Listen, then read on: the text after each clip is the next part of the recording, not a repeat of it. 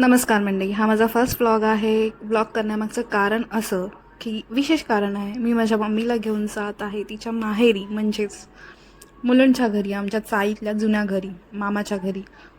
आता माझा मामा तिथे राहत नाही. मामा शिफ्ट झाला माझा कांजूरला. आम्ही जवळजवळ 25 वर्षानंतर तिथे जात आहोत.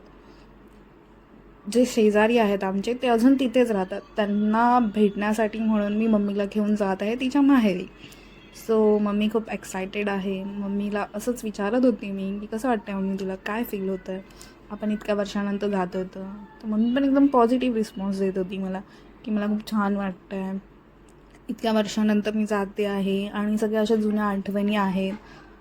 ऑलरेडी ती घरी रडूनच झाली होती तिच्या मम्मी पप्पांना आठवण करून.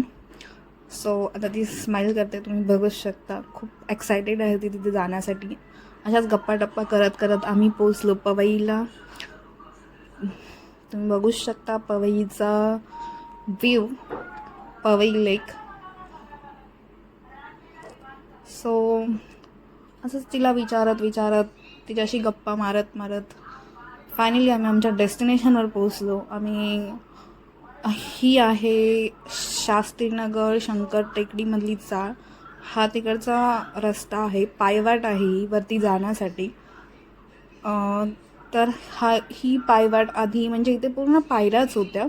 तर आता हा पुढचा जो पट्टा आहे तो त्यांनी पूर्ण प्लेन सपाट केलेला आहे आणि थोड्याशा पुढे पायऱ्या शिल्लक राहिल्यात. तर माझी मम्मी बघा कशी चढते आहे, तिचे पाय दुखत आहेत तरीसुद्धा, म्हणजे ती इतकी एक्सायटेड होती त्या शेजारी ज्या ताई आहेत त्यांना भेटण्यासाठी. सो फायनली आम्ही पायऱ्या चढून वरती पोचलो. वरती पोचल्यानंतर आम्ही घरात गेलो. मी घरातलं शूट नाही करू शकली कारण की खूप इमोशनल मुमेंट होती.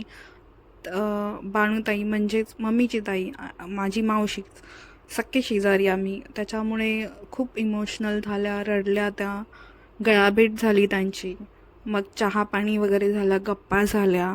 त्याच्यानंतर आम्ही हे इव्हनिंगला निघालो तिथून 6:30 वाजता. तर हे निघाल्यानंतर बाणूताई म्हणजेच माझी मावशी, मम्मीची ताई, लाईक बहीण, सो त्या आम्हाला खाली सोडायला आल्या होत्या. एवढ्या पायऱ्या उतरून त्या येणार होत्या. त्यांचं पण एवढं वय झालं आहे तरीसुद्धा त्या बोलल्या नाही मी येते, खूप वर्षानंतर तुम्ही लोक आला आहात.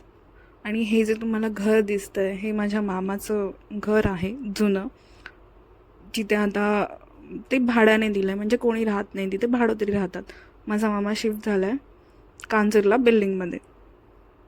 सो असंच सगळं गप्पा करत करत आम्ही निघालो. उतरलो खाली, रिक्षा पकडली आणि आलो. व्लॉग आवडला असल्यास नक्कीच लाईक करा, काही चुकलं असल्यास माफ करा.